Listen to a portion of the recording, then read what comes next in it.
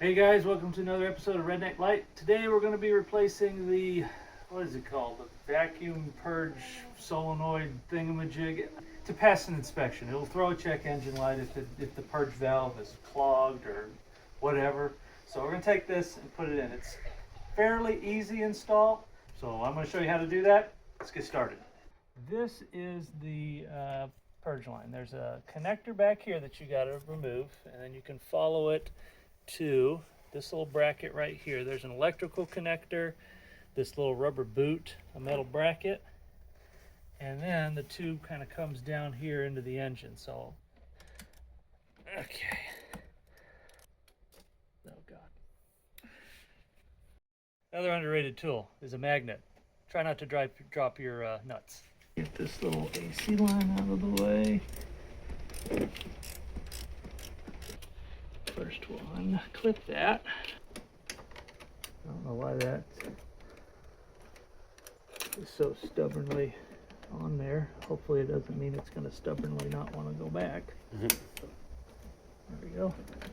Right on line, this one's kind of easy to reach with your hand. I'm really bad about breaking connectors. In fact, why don't we look at one of the new connectors just to kind of see how it works.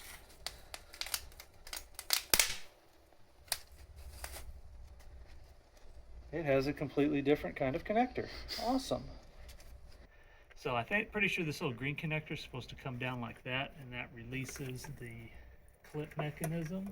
You could, once you pull this clip down, there's a button in the back. I can't really show it, but you push that button in the back right there, and that releases the clip. But you got to pull this green part down first before that clip will release. All right, so we're going to try something. I can see the two little green burrs on the side. If I can push those down and then push this button, I may be able to pull this out without having to remove anything else. So push that one and push that one down. There, it fell off, so it must be. There we go. All right. Woo. Didn't have to remove anything else. And now the last thing is this little automotive electrical connector. Now, I'm notorious for breaking electrical connectors. However, this is my brother's vehicle, so I'm going to do my damnedest not to break this one. There's a little clip here that retains. So I took the screwdriver and I'm just kind of rotating it out of the way to release it.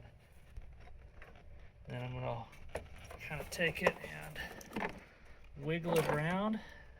Wow, I didn't break it.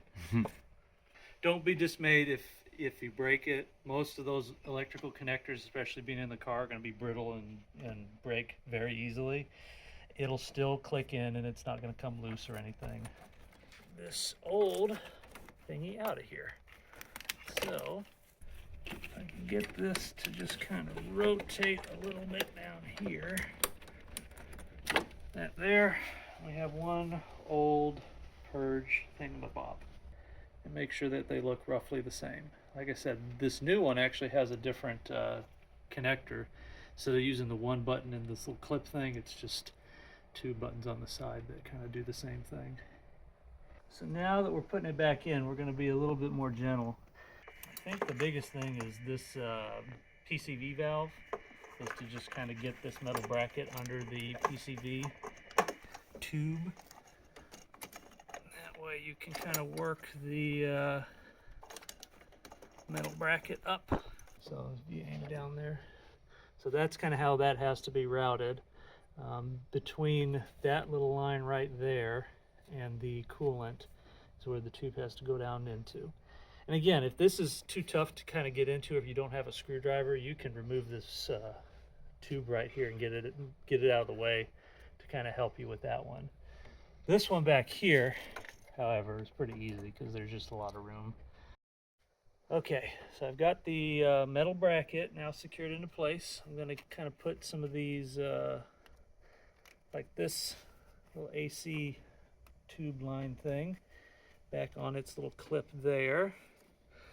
This clip, make sure you put that metal piece between the metal bracket and the nut, and that'll get that back into place. We did not escape breaking a clip. So this clip looks like it was broken long ago, number one. However, it was what attaches to this piece up here.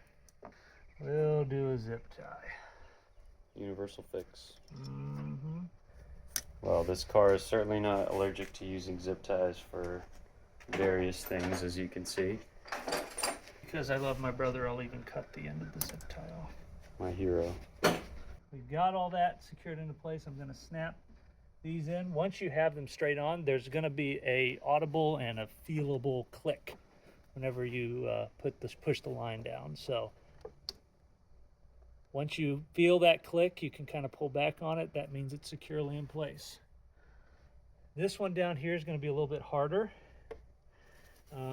If you can wiggle your hand in there, if it's small enough, you can probably get down enough. And I just pushed it in and it clicked.